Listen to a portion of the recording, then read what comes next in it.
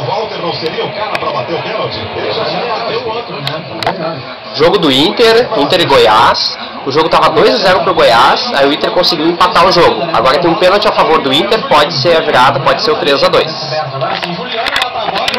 Vamos acompanhar o lance. 36 minutos de partida. Vem o gol Colorado, aí Juliano, para fazer o 3-2. O tempo todo eu tava com essa ideia de que o Inter poderia virar. Autorizou o árbitro, quem sabe agora, Juliano chegou, bateu.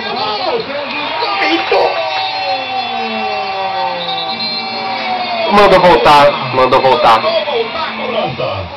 Os jogadores se abraçam, não perceberam? Deu algum problema.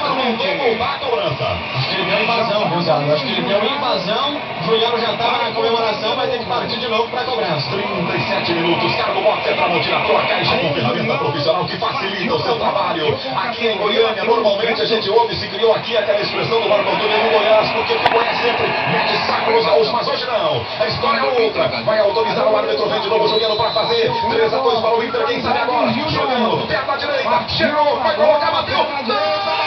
Ai, meu Deus, quase errou. Fizemos 4 já, né?